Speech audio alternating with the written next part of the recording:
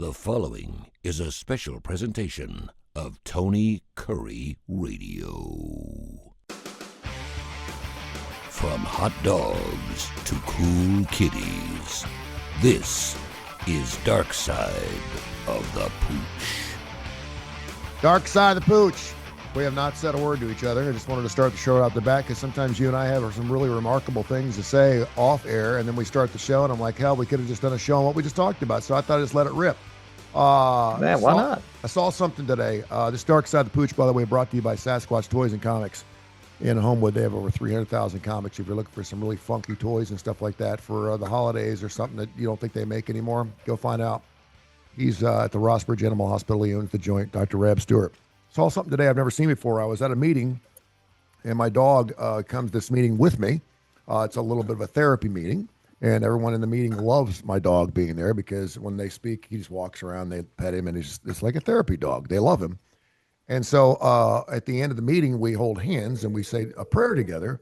And this woman next to me, she says, I think your dog wants to hold hands with us. And I said, oh, and I looked down, and he was dry humping the air. You know what I'm talking about? Mm-hmm. He was dry humping, but there was nothing down there. And then he would stop and he'd look down at his wiener and then look back up and just start like in the middle, and of course some people thought it was funny. I was like, dude, what are you doing? And he could not control himself. Wasn't rubbing up against a knee or arm or anything. Was just dry humping the air. What's he doing? I've never seen that before. What the hell is my dog doing?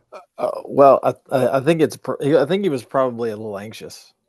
You think? I think he was a little anxious because I don't think it was a dominance thing because he wasn't doing it to anyone or anything, you know.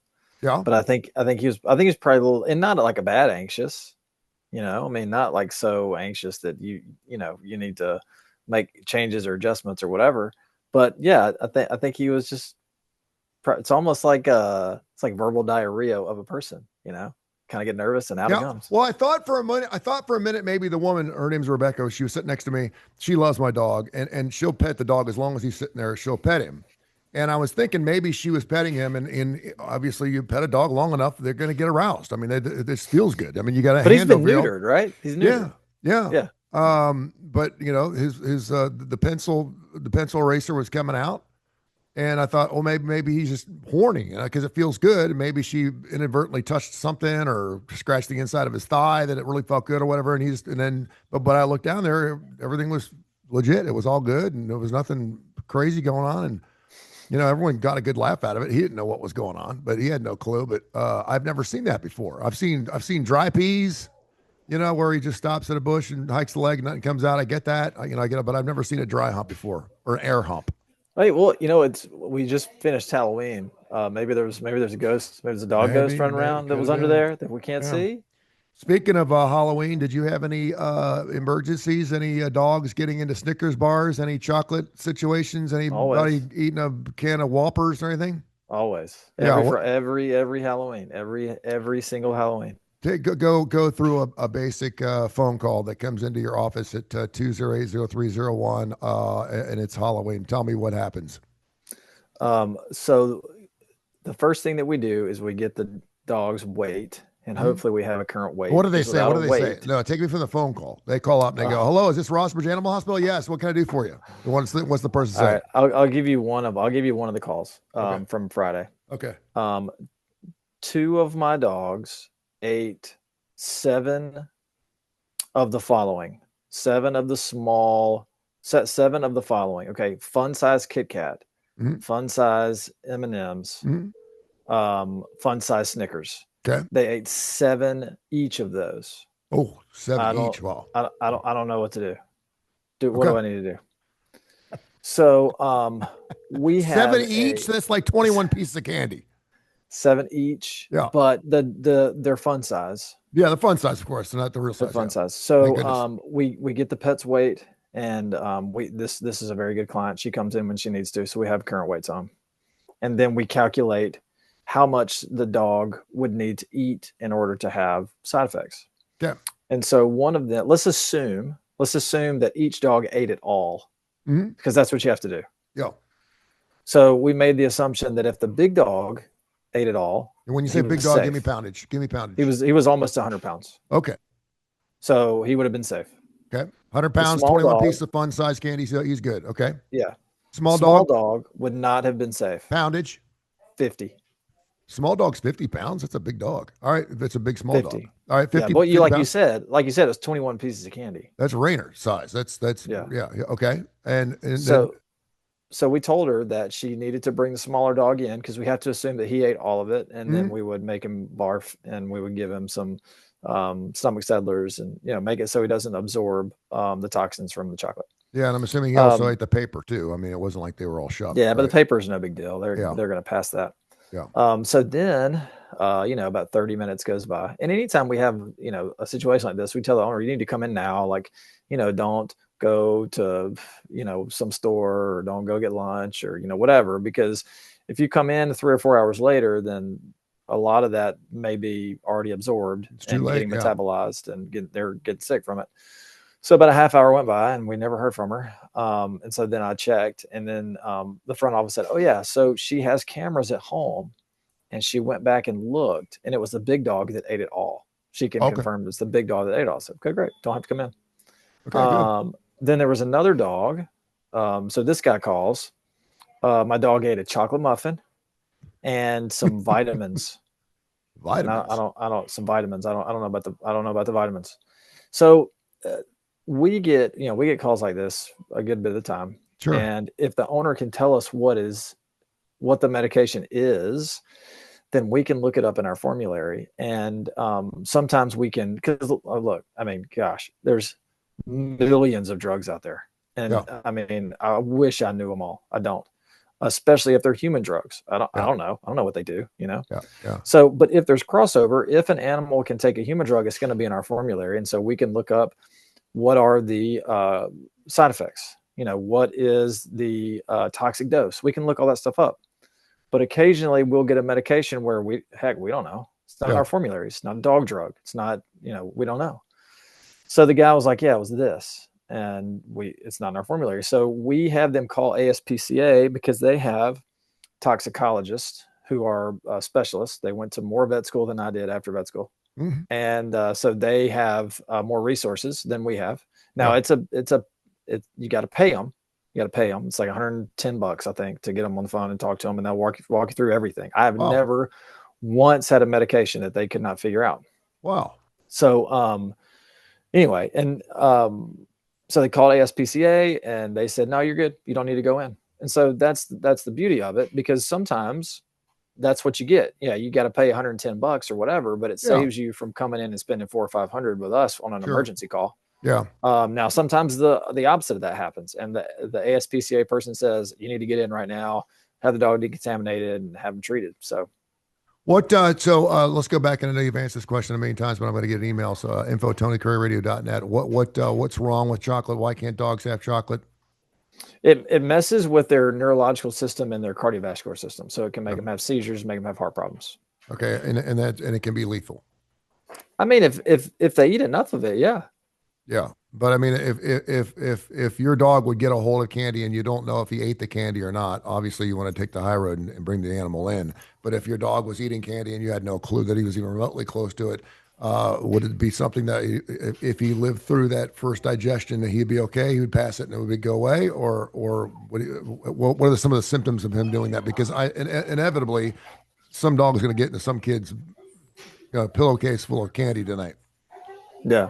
Well, I mean, they can faint, syncope episodes, like seizure-like activity. Those are things that you're going to see with chocolate. Milk chocolate is not as bad. They can eat more milk chocolate and not if they eat enough milk chocolate, they can still cause these symptoms. What about gummies? But the type of chocolate that is worse is dark chocolate. And then you got this baking chocolate, which I don't understand. I don't bake in my house. My wife doesn't bake. We don't, whatever. But I guess there's some kind of like cocoa powder, this baking stuff that's really bad for them. They don't, let's say, and this is, I'm just throwing arbitrary numbers out there. Let's say a dog could eat 5 ounces of, and it depends on the size of the dog. Say you could eat 5 ounces of milk chocolate. Well, if they got like 1 ounce of this like baking chocolate, And they knock them could, out. could do the same thing that 5 ounces of milk chocolate could do. All right, there you go. Info TonyCurryRadio.net. Info TonyCurryRadio.net. Tabitha sends a lot of emails, and she always sends good emails. She is in Mountain Brook. I'm assuming it's the same Tabitha that writes in. She said, "Love listening to the show, Darkside the Pooch, one of my favorite podcasts, blah, blah, blah, da, da, da, da. I am hiring people over the holidays to pet sit my 3 dogs. Would you please explain, Dr. Reb, to people out there that are thinking about doing this as a side gig to make some extra cash, what exactly pet sitting entails?" I'm assuming, I know there's several different things. I have a house with a dog and a chinchilla, and I'm going to be gone for 6 days, and I don't want to board the dog, or I can't find a place to board the dog. And so I have a next door neighbor come over 2 or 3 times a day, take him out for a quick walk, feed him, good to go. Know there's going to be some accidents, make sure everything's fed, feed the fish, blah, blah, blah. 6 days, he's fine.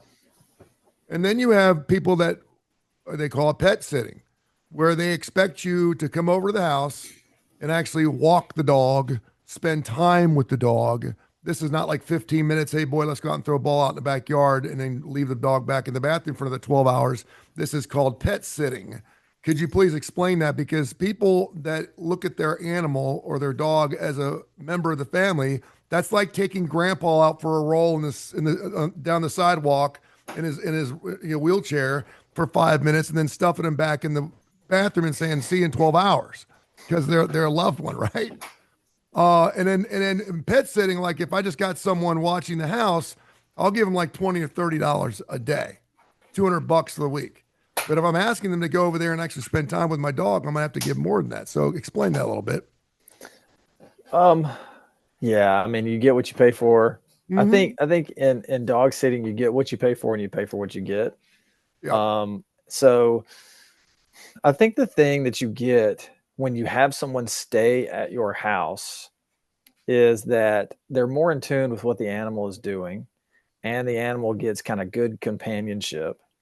I think if you're going to have someone pet sit, it's best that the animal either goes to their house or that person comes to your house and stays with you. Because Yes. the problem that you will run into potentially, if you just have someone come in, give the dog food, let it outside for 10 minutes 3 times a day or 4 times a day or whatever it is, a lot of things can get overlooked, like is the dog really eating?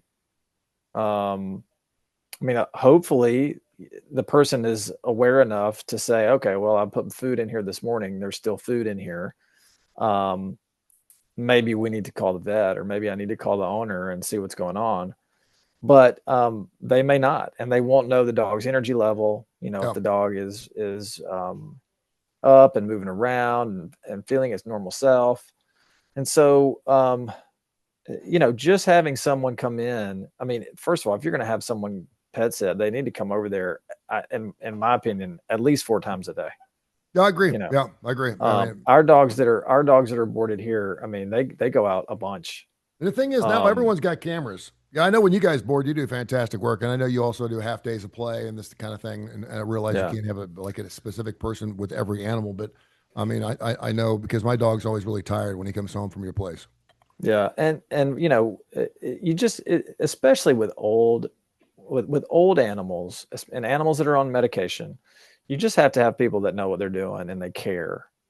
And so having someone at your house or having the pet go to someone else's house, if you're not going to board them, I think that's the way to do it.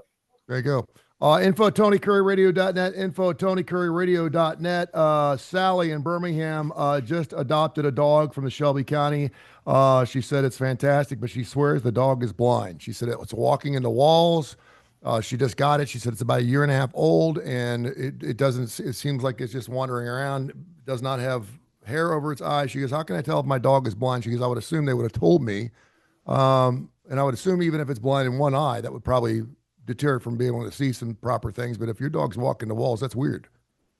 It's getting vision, okay, in animals. It's just it's a yes or no. They can't read eye charts, so Yeah. you can't say, well, my dog's nearsighted or farsighted, or my dog's vision is 200 whatever, however they gauge that in people, Yeah. it's not 20/20, whatever it is. You can't do that in dogs. It's either can the dog see, yes or no. We do what's called a menace test, which is really simple. Anyone at home can do it. You just face your dog, you take your hand, and you try not to do it really forcibly so that it would push air in its face. But I'll just do it to the camera. I mean, just do this. Mm. The reason it's called a menace response is because it's a menacing move. And so anytime you do it to a dog that is, over about 6 weeks old, because it is a learned response. If you do it to an animal that's too young, they haven't learned that they should blink at that. Yeah. But if the animal is old enough to know that it could potentially get hit in the face, it's going to blink. Yeah. It's really simple to do. If it doesn't blink, then you need to take it to your veterinarian and have them look at it. Okay. And there's nothing to do, or dogs be farsighted, nearsighted? Can you tell if they are? Is there any way you can improve a dog's eyesight if, in fact, it doesn't have good eyesight? Well, that's what I'm saying. They can't read an eye chart. Yeah. There's no way of knowing how well they can see. Yeah. It's just, can they see, yes or no? There you go. All right. Info TonyCurryRadio.net. Danny in Mountain Brook wants to know what types of breeds have their ears cropped, and why do we crop their ears in the first place? It's just for aesthetics. There's no real reason for it. But Great Danes are classically have their ears done, ears cropped. Dobermans are another breed that have it done. Cane Corsos, they really kind of big, almost like they're just massive, meaty dogs. And there are others too. Like, I'm sure I can't name every breed, but those are probably 3 most common ones that we see. And it's purely aesthetics. Sure, just to make it look good. Mm-hmm. But I'm assuming it's not painful for the dog, but you're still having to cut the ear cut. How do you crop an ear? Oh yeah, I mean it's painful, yeah. And it's not something that it's really fallen out of fashion with a lot of places. There's still people that do it, but people kind of take people have started to take a stance. Like, there's some people that maybe just won't do it anymore because they feel like it's, somewhat cruel. It's an art form. I've never cropped a dog's ear, mainly because you got to know what you're doing. It's not, and I guess since I've been out of school, that's when it's kind of started falling by the wayside. So I never learned how to do it. They never taught me how to do it in school. And you probably will see less and less people that know how to do it. Darkside of the Pooch brings us Darkside of the Pooch and Sasquatch Toys and Comics. Sasquatch Toys and Comics brings us Darkside of the Pooch. Is what I meant to say every single week. They have a great store there in Citation Court there in Homewood. Check out Seth, his entire crew, over 300,000. That's right, over 300,000 comics. They have Legos, you name it. They've got all kinds of great stuff. And your emails are wonderful. We appreciate that. RossBridgeVet.com, RossBridgeVet.com. We talk some classic rock around here, by the way. I had a crazy dream that I want to share with you in just a second, but I have one more email here. Stacy in Cincinnati, Ohio, my hometown, says that they've recently adopted 2 greyhounds from a greyhound track up there, and says the best adoption they've ever had. She said, would you please tell people that just because a dog loves to run doesn't mean it won't be a great adopted pet? Oh yeah, greyhounds are awesome. And believe it or not, they're pretty docile. I've heard that. Yeah, when you get them, in the house, and we don't see them much. I wish we did. I wish we had a larger clientele of greyhounds, because they're very sweet dogs, and they have a lot of interesting like kind of medical things with them. They are sensitive to anesthetics, so you have to usually use a much lower dose or kind of change your anesthetic protocol. Mm-hmm. They're universal blood donors. So for the most part, you can give their blood to any typed dog. It doesn't matter. It won't hurt them. Universal blood donors. And they have very common abnormalities in their blood work that are breed specific, and they're not truly sick. Like, their hematocrit can run really high. Their creatine kinase can be really high because they're very, they're very muscly. So, there's just some certain idiosyncrasies with the breed that you have to keep in mind when you're treating them. Okay, there you go. So last night, you have these dreams, most of the time you don't remember the dream. Sometimes you'll have a dream and you'll remember it like 2 or 3 days later. And then you have these dreams about, people you maybe dated in your life. You're like, holy, like I got to call that woman right now. Like it's that really real dream, So I had this dream last night. It was a Field of Dreams dream where I had someone whispering in my ear, "Go find Sheena Easton." And I wasn't listening to Sheena music. I didn't hear any Sheena Easton music. I'm trying to think if I was in a Walmart, because sometimes you may subliminally hear like a Sheena Easton song for Your Eyes Only or something. Next thing you know, and it just gets in your brain, and you don't realize you're even singing it, and then you're having a dream. But it said, "Go find her and ask her to have a cup of coffee with you."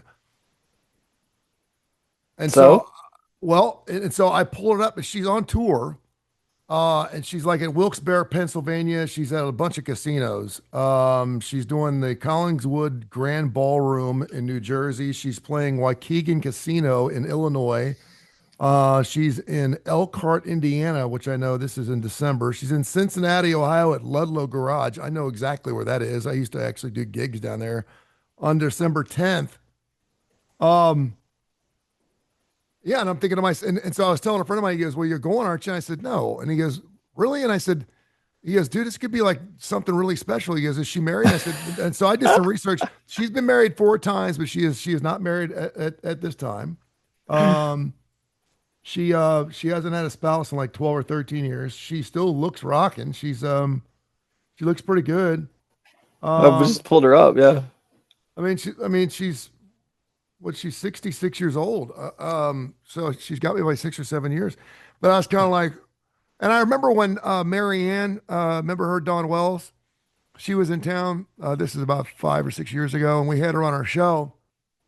And after I got off the phone, she said, "Have you lived here for a while?" I said, "Yes." She goes, "Would you mind taking me out for a cup of coffee and just show me around town? I'm in town for a couple of days." And I was kind of like, "It's Dawn Wells." And I was like, "Yeah, I think I'd like to do that." And I was with, Al DeGreco sitting next to me. He's like, "You're not really going to go out with her, are you?" I said, "I'm not going out with her." He goes, "Dude, she's asking you out." I said, "No, no, no, no, no. She said she's supposed to go have a cup of coffee." He goes, "Dude, she's wanting to go." She was here for the World of Wheels Custom Auto Show. She's going to sign some autographs. And he goes, "No, I think she's asking you to go have a cup of coffee with her to take her out." And I said, and he goes, "Yeah, you may want to tend that by your old lady first." And I was like, "Really?" And so I decided to say no, because I pulled up some pictures, and again, she was like 70 something years old. And I didn't want to lend her down the wrong road. I guess I was 53, 54, something like that. So maybe that's where maybe I got the cup of coffee. I don't know. Well, with a platform like yours, you could probably talk to her management, just get her on a show or something. I would think so. And I thought, well, maybe I should get on Twitter and follow her. The only problem with Twitter and try to get someone, because the only way you can DM them is make sure they're following each other, right? So in order to get someone to follow you, you actually have to get on your Twitter account and say, "Hey, follow me." Now, if you put at whatever and then say follow me, then it doesn't go out to your masses, but it will just go to them. But then they're probably thinking you're a freak.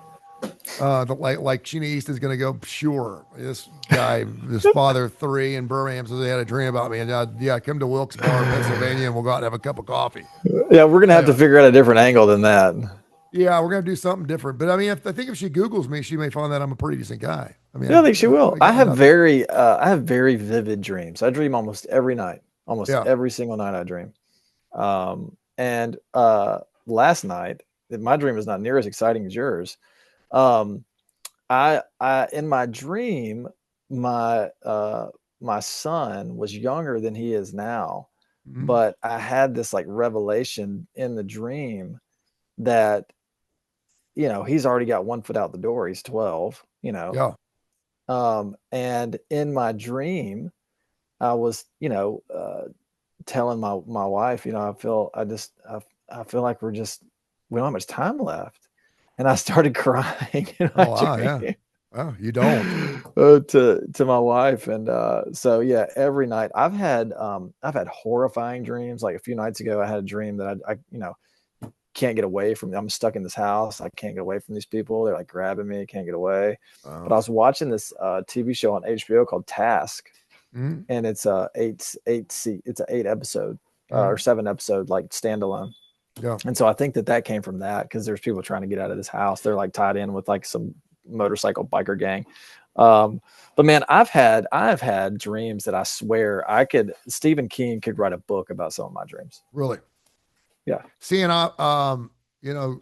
God sent a lot of things through dreams, right? In the Bible. Mm-hmm. I mean, it was all dreams, right? I mean, the Virgin Mary, for God's sakes, got it in a dream. Everyone got dreams. And so I don't want to put too much behind these things, because normally it's like I take a little piece of here, a little piece of here, a little piece of here, a little piece of here, and you just throw it all together. And you're like, well, why was I, dry humping a monkey in an 18-wheeler going down I-65? What? And you're like, you're stopping at a rest home, and you're like, you don't know what, So normally you just kind of laugh about it. But occasionally there'll be something in a dream that is like only the dream would know.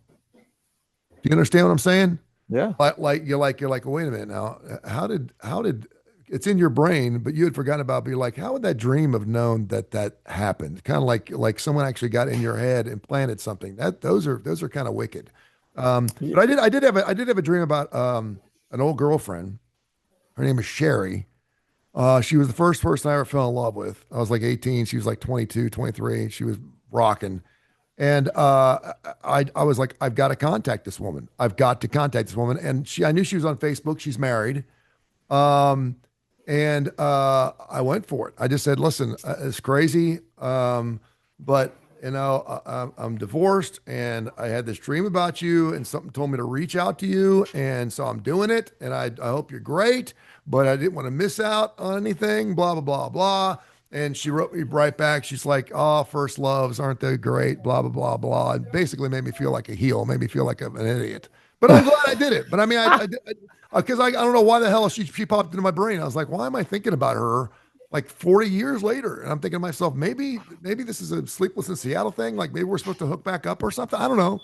But the subconscious mind is crazy, man. It really is. And so, she goes, oh, this first love. You remember her first love? And because she was the only girl that really broke my heart outside my wife, obviously. But I mean, she spit me out, bro. It hurt. And I don't know. Like there's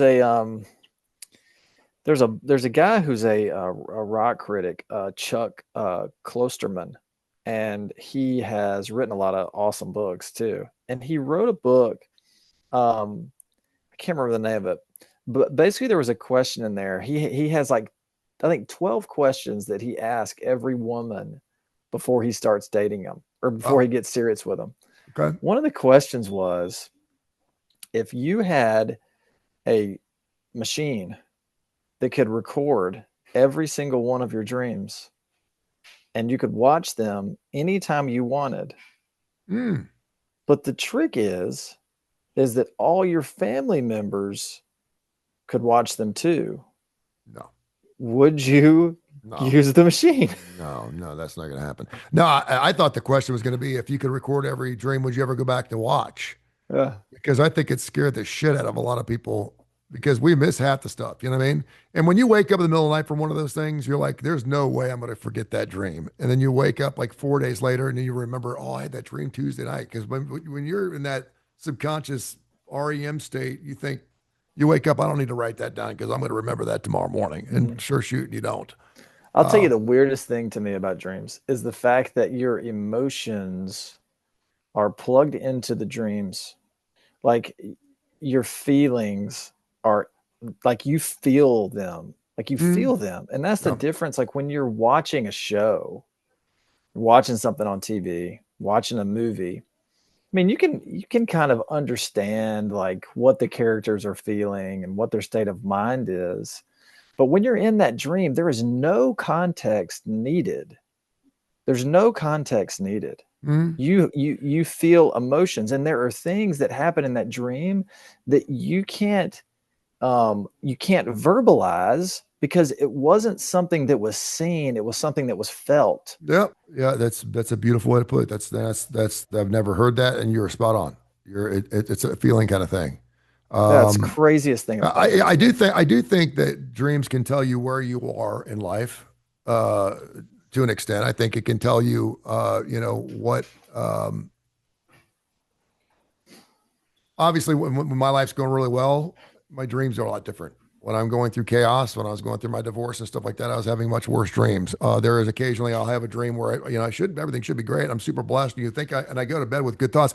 But there are different times in my life where sometimes you just dream about things that are just outside your subconscious. Maybe from 3 or 4 years ago, I went through a phase in my life where I could dream about anything I wanted if I thought about it before I went to bed.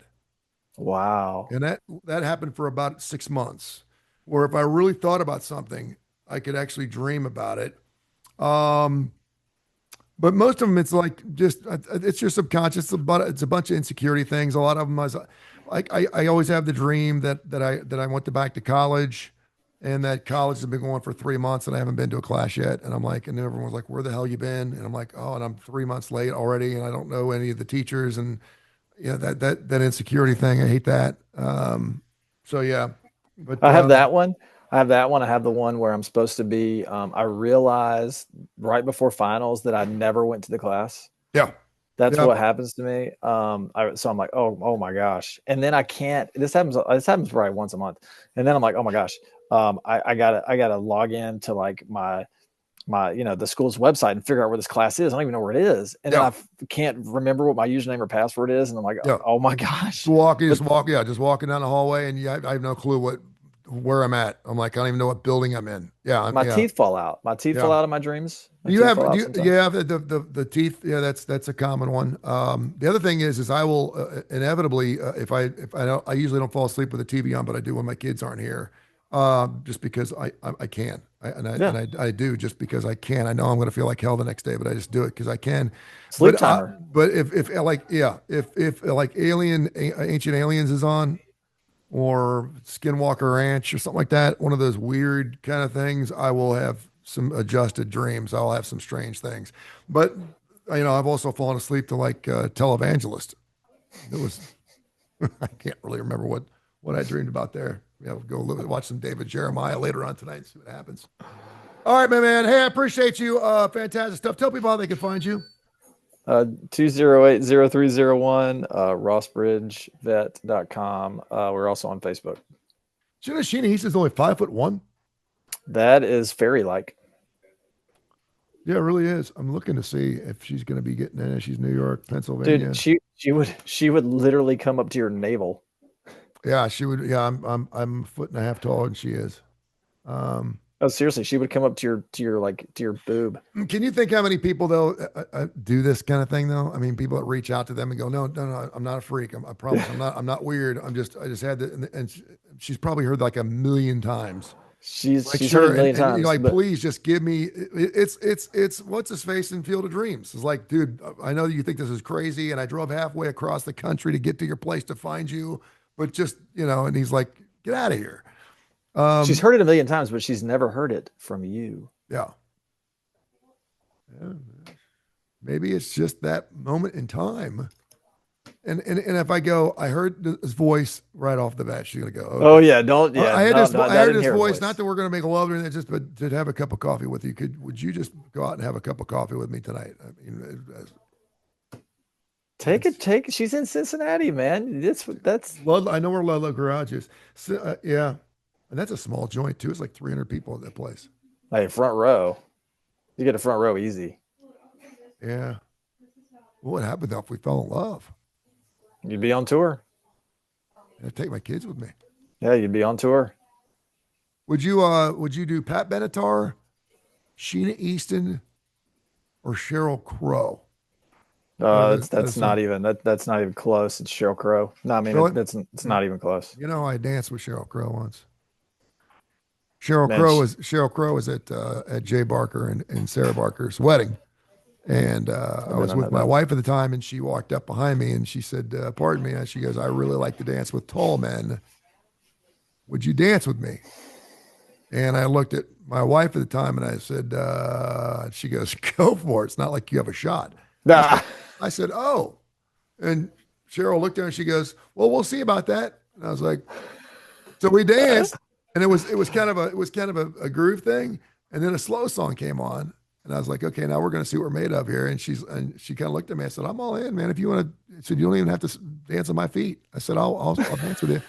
And she said, that's fine. And then by that time, Jay came over and gave me a nudge or something like that. He's like, hey, what are you doing with Sarah's best friend? Blah, blah, blah. You've heard Sarah, good friends. But, there's pictures of me and her somewhere, but I've always wanted that picture. But I mean, Sheryl Crow went out with Eric Clapton, for God's sakes. Could you imagine? I mean, what kind of question would you ask Sheryl Crow if you wanted to date with her?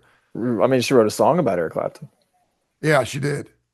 Favorite Mistake. That's about Eric Clapton. Yeah. Could you imagine? If I could, I would probably, if I could ask her anything, it would be, do you have time for me to learn a bass line to one of your songs? You play and sing. I'm just going to play the bass. And can we video it? Like, that would be my question to her. Oh, that'd be kind of cool. Yeah. But she's just she's classic. I mean, and she has not aged. She's awesome. She's not aged a day. The cover of Tuesday Night Music Club. Yeah. She's beautiful. I mean, that's 30 years ago. That thing was out a long time. I remember when I heard that song, all she wants to do is have some fun, blah, blah, blah, blah, blah. And I thought, man, this gal's not going to stick in power, because the song's like, it was about California, bubble gum. And I was like, this ain't good. Next thing you know, she's writing this unbelievably beautiful music. I could probably, I mean, I could get in contact with her if I needed to, if I wanted to. Well, I would love to play the bass, even though she's a bassist, and she would look at me and be like, "What? No, I'm playing the bass." Yeah, she can play bass now. All right. Hey, go have yourself a nice dream. Do me a favor. A little homework for Dr. Ab. We usually don't give out good teases on this show, so we're going to go have a tease. I want you put a piece of paper, a pen by your bedside. And over the next few nights, I want you to write down some of the dreams you have, and then I'm going to go over them with you. And I'm going to do the same thing on my end, and we'll go over them next week. How's that? Dream journal. Yeah, we'll do a dream journal. You want to? Yeah, I like it. Let's do it. I'm going to put some paper by my thing and write down. Just try to remember as much as you possibly can. Yeah. And don't eat Mexican food right before you go to bed, because that'll fuck. What does that do? What does that do to your dreams? I don't know. If I eat right before I go to bed, man, I'm having some funky things. Well, then you should. Yeah, maybe I will. All right, brother. I appreciate you. See you, man. Brought to you by Sasquatch Toys and Comics. Check them out. 300,000 comics. Everything from Evil Knievel toys to Legos to Dark Star stuff to you name it, they got it. And perhaps some of my memorabilia. I'm thinking about maybe letting go of some of my rock and roll memorabilia. You see all that stuff right behind you? They got all kinds of frame stuff, all kinds of fish things like that. So Jim Irsay. Did you see Jim Irsay's releasing his, they're putting his collection on sale? Oh, really? Yeah, he just passed away, right? Well, Yeah, he had like a ton of guitars. Like he's got crazy stuff. He's got a pocket knife that was Abraham Lincoln's. Yeah. You know who's playing tonight in Atlanta? Who? Paul McCartney. Really? Tonight. Dang, we should have gone to that. I know I was going to go. I was supposed to go. I was supposed to go with a friend of mine. I was sitting there. I said, we're going to go to that show in November. He's like, let's do it. And I just saw him this morning. And I said, what are you going on? He goes, I'm going to the Paul McCartney show with my wife. I said, your wife? I said, I thought we were going to the show together. And I was like, you're almost pulling a rab on me here. I almost had to call you out. He's like, I don't know. What are you doing tomorrow night? You want to go to the fish shop? I'm like, hell yeah, I want to go to the fish shop. So I had to call him out. I was like, dude, he goes, I'm sorry, man, but the wife, she loves the Beatles. So he's gonna, and he goes, this is probably the last time he plays. I said, thanks for letting me know. I said, not gonna be around much longer, man. He was like 88 years old. After you, I'm seeing Sheena Easton at Stinky's Garage in Cincinnati, Ohio next week. How about that? And having coffee with her. You having coffee with Paul? Probably not. Screw you old man. All right, brother. Appreciate you, man. All right, see you, man.